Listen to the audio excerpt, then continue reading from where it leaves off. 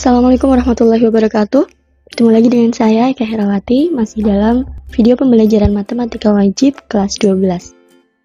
Dalam video kali ini kita masih membahas tentang peluang kejadian majemuk, di mana pada video sebelumnya kita sudah membahas tentang peluang kejadian saling lepas dan tidak saling lepas.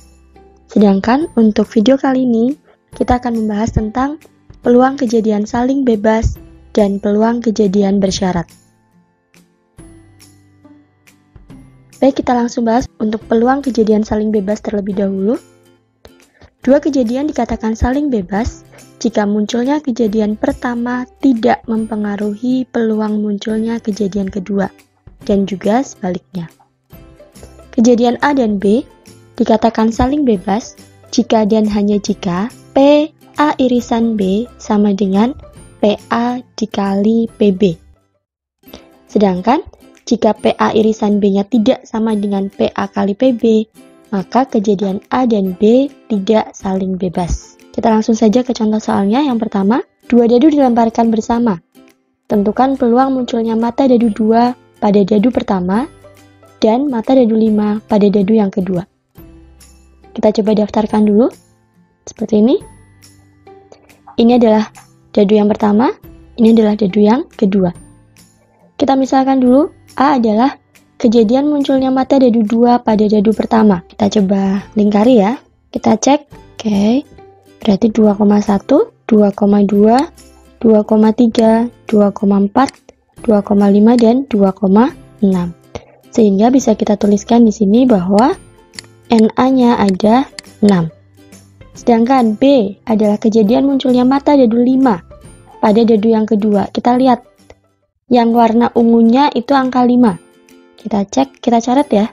Nah, ini 1, 2, 3, 4, 5, 6. Ada 6 juga.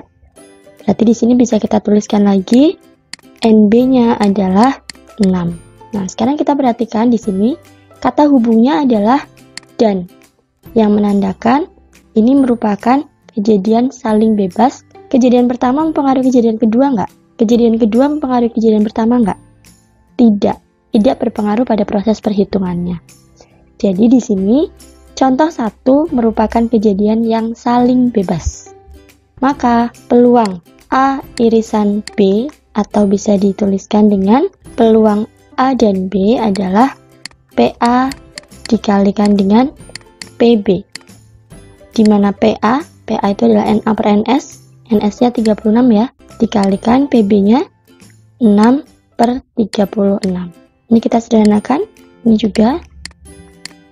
Sehingga hasilnya adalah 1 per 36. Nah, tadi syarat kejadian saling bebas itu terjadi ketika PA irisan B sama dengan PA dikali PB. Kita cek dulu, apakah betul nilai dari PA irisan B-nya itu adalah seperti 36 juga. Kita lihat dua kejadian ini. Ada nggak irisannya? Berarti kan yang ini ya, yang 2,5 atau bisa dituliskan N A iris B adalah 1. Maka PA irisan B-nya adalah 1 per 36. Nah, sama ternyata ya. Maka di sini jelas karena PA irisan B sama dengan PA kali PB, maka dua kejadian ini adalah kejadian yang saling lepas. Nanti untuk menjawab kalian cukup sampai sini saja. Ini hanya untuk membuktikan saja bahwa ini adalah kejadian yang saling bebas. Lanjut ke soal nomor 2. Dalam sebuah tas sekolah terdapat 6 buku matematika dan 8 buku kimia. 2 buku diambil secara acak dari dalam tas satu persatu. Hati-hati kalimat di sini. Diambilnya 2 buku, tapi pengambilannya satu persatu. Nah, jika buku pertama yang diambil dimasukkan kembali ke dalam tas, berarti nanti kejadian pertama tidak mempengaruhi kejadian kedua. Kenapa? Karena buku itu setelah diambil, kemudian dikembalikan lagi. Sehingga jumlah buku di dalam tasnya kan tetap ya. Nah, maka ini juga termasuk salah satu contoh dari kejadian yang saling bebas. Kita coba selesaikan yang A. Buku pertama matematika dan buku kedua adalah kimia. Maka kita tuliskan di sini P, M, dan K. Peluang M-nya ada berapa? 6. Berarti 6 per 14. 14 itu dari mana? dari jumlah ruang sampel, 6 tambah 8. Dikali, karena dan ya, buku kimianya ada berapa? Kimianya ada 8. Jadi bisa dituliskan 8 per 14. Kita sederhanakan dulu boleh? Bagi 2 ya. 3, di sini bagi 2, 7. Ini bagi 2 juga, 4 bagi 2, yaitu 7. Maka jawabannya adalah 12 per 49. Jadi ini merupakan kejadian yang saling bebas. Kemudian yang kedua, yang B. Peluang terambilnya buku pertamanya kimia dan buku kedua kimia. Ingat tadi ya, karena setelah pengambilan pertama ternyata dimasukkan lagi. Jadi ini juga masih termasuk kejadian yang saling bebas juga. Bedanya apa dengan jawaban nomor 1? Kita lihat di sini, buku pertamanya K, kimia. Kimia ada berapa? 8. Berarti 8 per 14 dikali, ingat bukunya dimasukkan lagi. Sehingga di sini buku kedua pun juga sama peluangnya, yaitu 8 per 14. Kita sederhanakan. Ini juga. Sehingga jawabannya adalah 16 per 49. Ini pun juga masih sama, yaitu saling bebas. Lanjut contoh soal nomor 3. Sebuah uang koin dan sebuah dadu dilempar bersama. Tentukan peluang munculnya angka pada koin dan mata dadu 5 pada dadu. Di sini berarti kita coba buat tabelnya ya. Sebuah uang koin dan sebuah dadu. Berarti kalau mau dibuat tabel angka, gambar 1, 2, 3, 4, 5, 6. Kita pasangkan A1, A2, A3, A4, A5, A6, G1, G2, G3, G4, G5, G6. Perhatikan di sini kata hubungnya masih dan. Kita lihat NA. Misalkan A itu adalah kejadian munculnya angka. Yang B adalah kejadian munculnya mata dadu 5. NA-nya berarti berapa? Kita lihat. Angka pada koin. 1, 2, 3, 4, 5, 6. Jadi 6. NB. Kejadian munculnya mata dadu 5, yaitu A5 dan G5. Berarti ada 2. Sekarang kita selesaikan. PA iris B. Berarti adalah peluang munculnya angka adalah 6 per 12 dikali peluang munculnya mata dadu 5 ada 2. 2 per 12. Kita sederhanakan. Maka hasilnya adalah 1 per 12. Kita cek, kalau kita langsung cari irisannya, sama nggak? Irisannya berarti ini ya, A5 ya, angka dan 5. A5, berarti 1. 1 per 12, betul. Jadi ini pun juga masih termasuk kejadian yang saling bebas. Sekarang kita lanjut ke peluang kejadian tidak saling bebas atau bersyarat.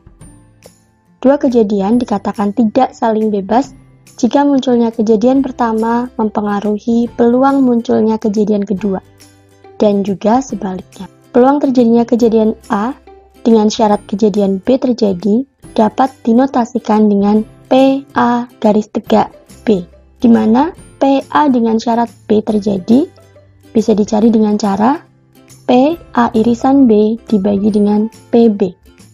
Kalau ternyata yang diminta adalah PB dengan syarat A terjadi, maka di sini pun disesuaikan. Berarti PA irisan B per PA. Gitu ya. Nah, dari sini kita bisa membuat rumus lain, yaitu PA irisan B sama dengan PB dikali P dikali peluang A dengan syarat B terjadi. Kita langsung lanjut ke contoh soalnya. Yang pertama, dua buah dadu dilemparkan bersama. Diketahui telah muncul mata dadu pertama bilangan prima. Tentukanlah peluang bahwa jumlah kedua mata dadu yang muncul kurang dari 5. Nah, ini yang disebut dengan kejadian bersyarat. Misalkan ya, A itu adalah kejadian muncul mata dadu pertamanya prima.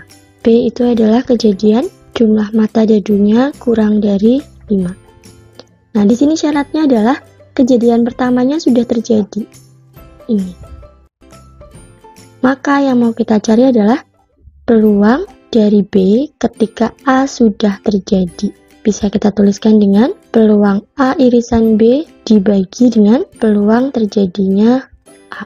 Baik, kita daftarkan dulu seperti ini. Kemudian kita cari banyaknya kejadian mata dedu pertama prima. Berarti mata dedu pertama yang ini ya, yang putihnya ya.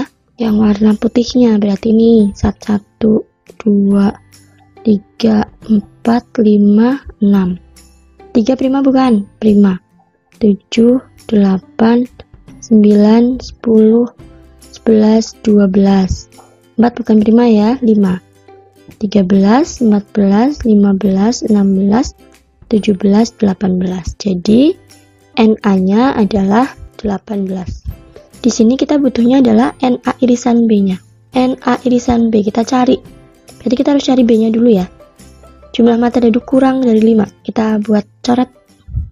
Ini 1, 2, 3, 4, 5, 6. Sudah ya, ada 6. Kita cari NA irisan B yang dilingkari tapi juga dicoret. 1, 2, 3. Hanya ada 3. Jadi di sini bisa kita tuliskan PA irisan B-nya adalah 3 per 36 dibagi PA-nya adalah 18 per 36. Bisa kita sederhanakan. 3 per 18. Kita coret ya. Nah, maka jawabannya adalah 1 per 6. Lanjut, soal nomor berikutnya. Dalam sebuah kotak terdapat 4 bola biru dan 5 bola merah. Diambil 2 buah bola satu persatu tanpa pengembalian. Tanpa pengembalian, jadi maksudnya gini. Di kotak itu kan ada 4 biru sama 5 merah. Kita ngambil satu dulu. Tapi setelah diambil, tidak dimasukkan lagi. Sehingga pada pengambilan kedua jumlah yang di dalam kotak berkurang nggak? Berkurang. Inilah yang disebut dengan kejadian tidak saling bebas karena kejadian pertama akan mempengaruhi hasil di kejadian yang kedua. Kita coba praktekkan. Yang diminta adalah pengambilan pertama bola biru dan pengambilan kedua bola merah. Dan ya. Nah, jadi di sini kita misalkan dulu A itu adalah kejadian terambilnya bola biru pada pengambilan ke-1. Sedangkan B adalah kejadian terambilnya bola merah pada pengambilan ke-2. Maka di sini kita akan mencari peluang terambilnya kejadian pertama bola biru dan pengambilan keduanya bola merah. Maka bisa kita tuliskan bahwa syarat yang pertamanya apa? Biru ya. Biru berarti yang A. Maka PA dikali PB dengan syarat A sudah terjadi. PA-nya berapa? Birunya ada 4. 4 per 9 dikali P, B dengan syarat A-nya adalah jumlah di dalam kotak berarti tinggal berapa setelah diambil 1? Ada 8. Berarti ruang sampelnya ya yang berubah. Nah, peluang B-nya untuk warna merah berapa? 5. Oke.